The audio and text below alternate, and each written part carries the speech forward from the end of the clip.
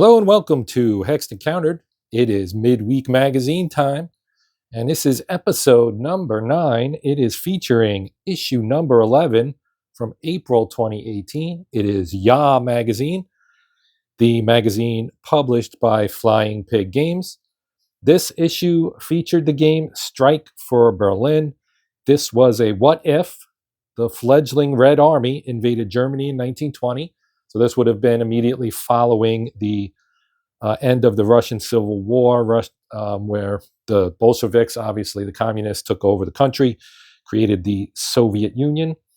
So this was designed by Brian Train. You can see the other cover items on here: The Seventh Continent, Sid Meier's Civilization, A New Dawn, and Combat Infantry from Columbia Games also on here, as well as articles on Fields of Fire, the second edition, that's the Marines, Gloomhaven, that's a very popular game, I'm sure you've heard of it, Hindenburg's Hour, South China Sea, Silver Bayonet, second edition, Combat Infantry AAR, and more. So let's get in and take a look right in the bag here.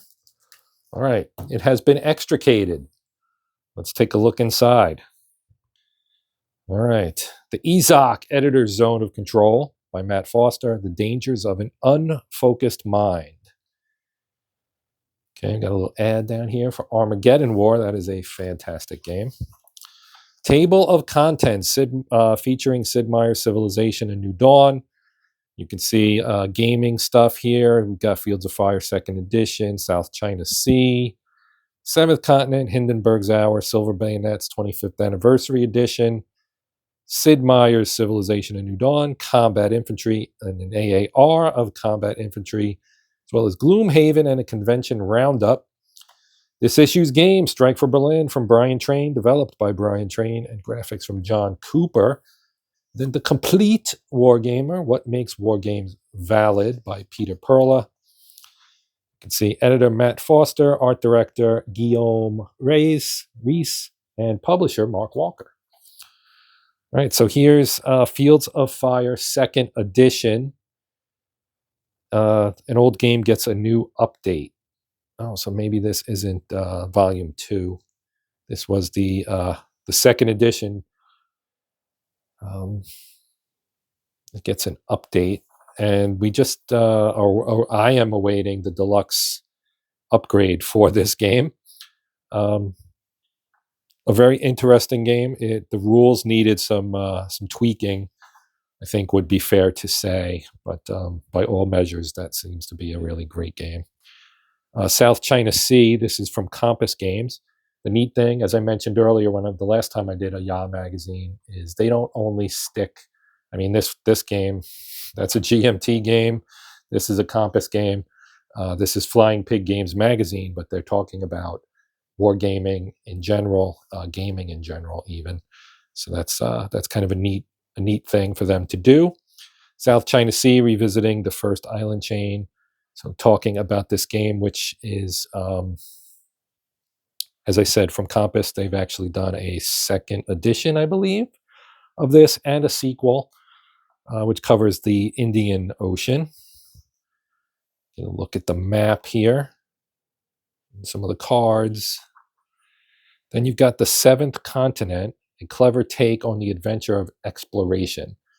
Now, I'm no youngster, and one of my favorite computer games from way back in the day when I was still a teenager was 7 Cities of Gold, which was about exploring the New World. And I think it might have been from Electronic Arts, which is now, of course, just known as EA. But yeah, that was a great game. And we're talking in the 80s, so it's been a while. Needless to say, the graphics weren't going to knock anybody's socks off, but for the time, they were state of the art. The rule book explains the fundamentals, but doesn't tell you how to play. You can see a lot of photos.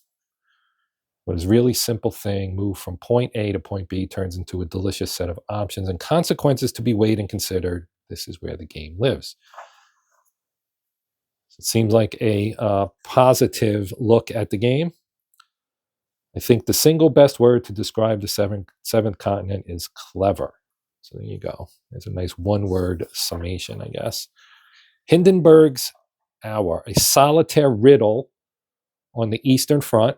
This is by Eddie Carlson, who is a frequent contributor.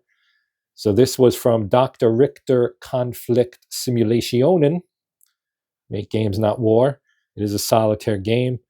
And as you might guess, being that it's Hindenburg's Hour, it covers the Tannenberg campaign, which actually the game from the magazine from Yaah that I did previously to this one was the game that covers the Tannenberg battle, the German combat phase. So you get a nice look at the here's the sequence of play. So they tell you which armies get to go when, it looks like. And then over here, you can see some of the counters from it.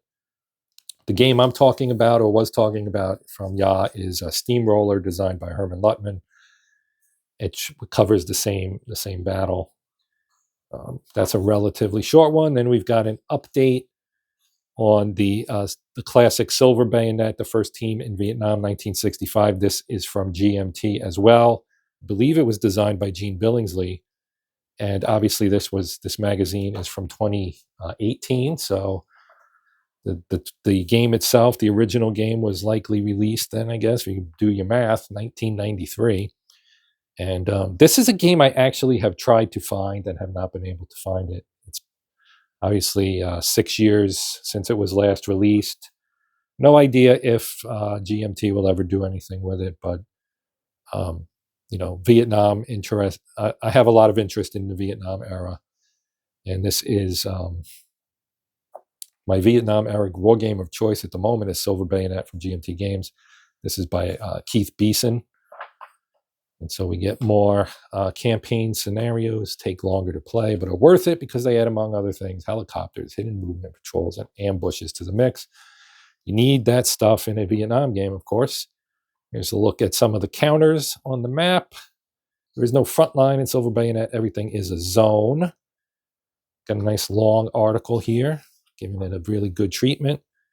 Then we have Sid Meier's Civilization: A New Dawn. Streamlined design still packs in the fun. So this is a tabletop board game version of the long-running computer game Sid Meier's Civilization, which I think is on version 7 now. I played some of the earlier versions. It's a lot of fun. It's a real time sink when you really get into it. But this is obviously the board game.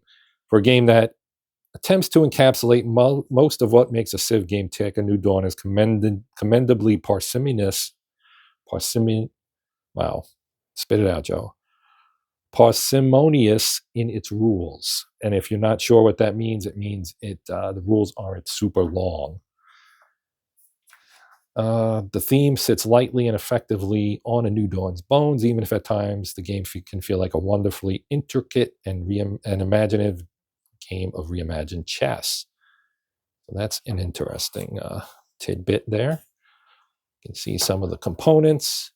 It's always interesting when you take a computer game and turn it into a board game, what decisions you might have to make that conversion work. This here is Combat Infantry, more tactical World War II, question mark. The article is by Roger Leroux. And this is a Columbia Games block game, which of course Columbia is kind of the master of the block game genre. They kind of invented it. And this game is a game I'm extremely interested in. If you watch the channel, you know I love tactical stuff. The blocks add a very decisive, strong fog of war. And it mentions that right here. I would love to play this game. The problem for me is finding someone to play against. But I'm definitely interested in this particular game. I exchanged some emails with Grant from Columbia Games about this game and about a couple other things, but I have not yet tried it. Then you have an AAR from Eddie Carlson, who played the game, apparently. You can see here kind of what the block system looks like. You have, when they're standing up and your opponent is sitting across from you, they can't see what you've got there, which is kind of nice. Very good fog of war. Here's Battle of Kursk, that's Platoon Commander. Another excellent game from Flying Pig Games. Some more photos. And we've got Gloomhaven, which of course is a very popular fantasy game. And yeah, this almost doesn't need to even be looked at because this is a very popular tabletop game. It also has a computer adaptation, so kind of what we were talking about before, but in reverse. Matter of Conventions from Roger Leroux. Conventions then are a place where you can sit back, relax, and not worry about anything other than sitting down at a table and playing games. That is true. I really wish I could get to some conventions, and I keep telling myself someday I will. Seems like a natural extension. I am very interested in war games, as you may have guessed, right? Why would I be doing this otherwise? Bados Con, Cascade Con. Strike for Berlin. Here is the game of this issue. It is designed by Brian Train, as I mentioned earlier. So here are the rules. You can see it talks about the map, the components, and scale. So this is a 17 by 22 map. That's pretty standard for a magazine game. Representation of the area of Northern Europe between Warsaw and Berlin. It has a hexagonal grid printed on it. The hexes function like squares on a chessboard. Pretty standard, right? Map features various symbols on the map to denote natural, such as forest, hills, etc., and artificial city, town, border, railroad terrain. See charts and tables for the terrain effects chart. Each turn is about equal to a week. You've got counter descriptions here. The red player unit color key, the white player unit color key. You can see the white player they both consist of various things. You've got the Soviet Red Army, beige color, Konarmia, dark pink, the Polish Red Army, pink, and the Spartacists, which were German communists, I believe, yellow. Then on the white player side, you've got the Reichswehr, the German army after the end of the First World War, the Freikorps, the Entente, the Polish National Army, and the Volunteer Legions. So this is kind of an extension, I guess, of the Western intervention in the Russian Civil War, the October Revolution, if you would prefer that. Definitions, right? Abbreviation, sequence of play. So we have an events phase, a reinforcement, replacement phase, not re-emplacement, just replacement phase, an ops phase, which consists of first operation segment, second operation segment, third, fourth, etc. operation segments. One player, doesn't matter who, draws one random operation chit from the randomizer. The indicated player will conduct the first operation. When he's finished, then another chit is drawn, and so on until all chits have been drawn. Okay, that makes sense. That is similar to some of the Herman Luttman games, among some others, I'm sure. Let's see. Random events phase, your political rules for morale, volts, reinforcement, replacement phase rules, red player and white player reinforcements, replacement steps, replenishing reduced units, asset points, disbanding, hexes in revolt. Then you've got operations, movement. So you have overland movement, railroad movement, restrictions, stacking, combat. And we've got the combat procedure, the choice of CRTs. So this is an interesting twist here. If any single attack, half or more of the steps of the attacking player's units are shock capable, then he may, at his option, roll on the shock CRT. Determining this fraction, full strength divisions count as 2 steps, brigades, reduced divisions, armor, AP, and armored trains count as 1 step each. Artillery and air AP are not counted. Multi-hex attacks, cadre levels, red units, white units, high and low morale, terrain, air AP, armor, and artillery AP, 0 AF units. Combat results, so how you figure that out. Step losses, retreats, disruption, extreme odds, required losses, disasters. The advance after combat and cavalry breakthrough attacks. Then you've got your recovery phase, your supply rules, and out of supply, etc. How to win. Setup. Optional rules for armored trains, the Trotsky train. Soviet Baltic Fleet, tactical doctrines, Pilsudski, Volunteer Legions, Entente Units, Entente Withdrawal, the Royal Navy, the Virus of Revolt, Reichswehr Historical Deployment, Unreconstructed Reichswehr. This is an option that assumes the Reichswehr had not yet finished its reorganization into divisions and was still transitioning from its predecessor force, the Übergangsheer, or Transitional Army, formed in September 1919. The Free City of Danzig, soft and hard option, conscription on the march. Link the game, combining Strike for Berlin 1920 with Red Horde 1920. Red Horde is from Tiny Battle Publishing. It is also designed by Brian Train, and it is on the Russo-Polish War that set up the events for this game. Published by Tiny Battle in 2017, is actually a heavily revised version of a game called Con Armia, published in 2007 by another company. Both games are essentially the same system and rules, and the Strike for Berlin 1920 map has been drawn to mate with the Red Horde 1920 map. Therefore, the maps and counters can be used together to play out one long game. That's interesting. Maybe I need to pick myself up a Red Horde 1920. You can still get it from Tiny Battle. They kind of print on demand, I believe. Therefore, the maps, a game is played until the October 4th turn, the end of Strike for Berlin 1920, at which time inclement weather is assumed to set in, suspending operations for the winter. That is really interesting.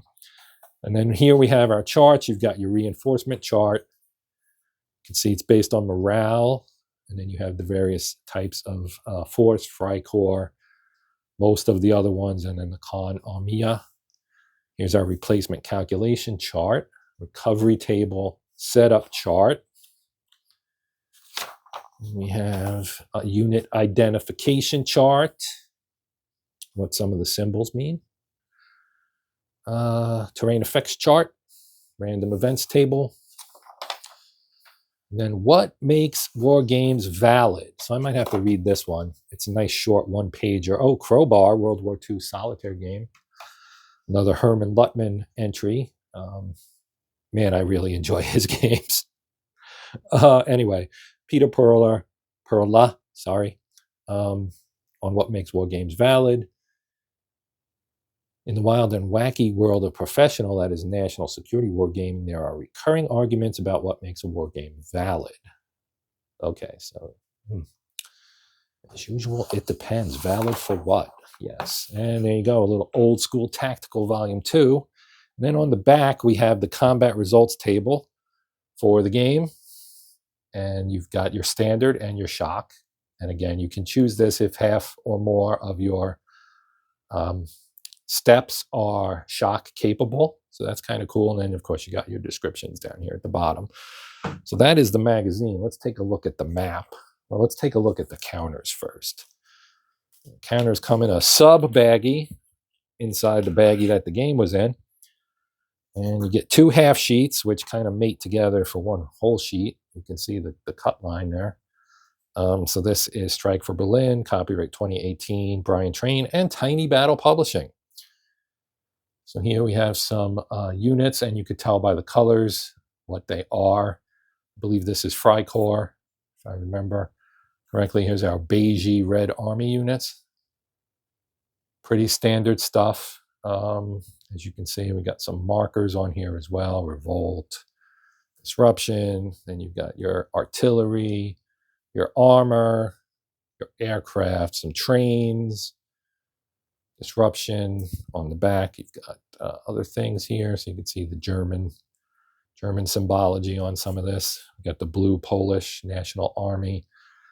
And then we've got our dark pink and our light pink. I think the light pink is the Polish communists, if I remember correctly. But yeah, there you go, turn marker. So pretty straightforward. Now let's take a look at the map. So let's open this up here, and it mostly fits. Pull it down so you can kind of see here. So this is the top part, right? So right here on the left side, we've got Berlin, Potsdam, Frankfurt, Oder, Stettin, which is now Szczecin in Poland, I believe. Then we got Danzig up here, pre-war Germany. This is after Versailles, so this would now be part of Poland. And this is Poland, which this portion of Poland was pre-war Germany. Some of this up here. Then you've got East Prussia, Warsaw right here, Lodz, Breslau, Posen, etc. Stargard.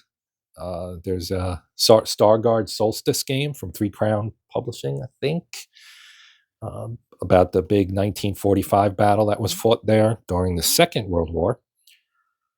And then over here, you've got your extended sequence of play. Now we can push up a little bit so you can see the bottom half of the map.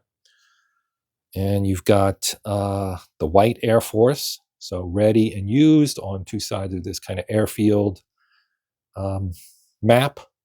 Red Air Force is here. Morale track, morale adjustment levels. Here's our turn track. For the linked game, they've got two turns for the linked game when you link it with Red Horde. This would be your regular turns for Strike for Berlin. So again, if you have Red Horde, it might make sense to get this.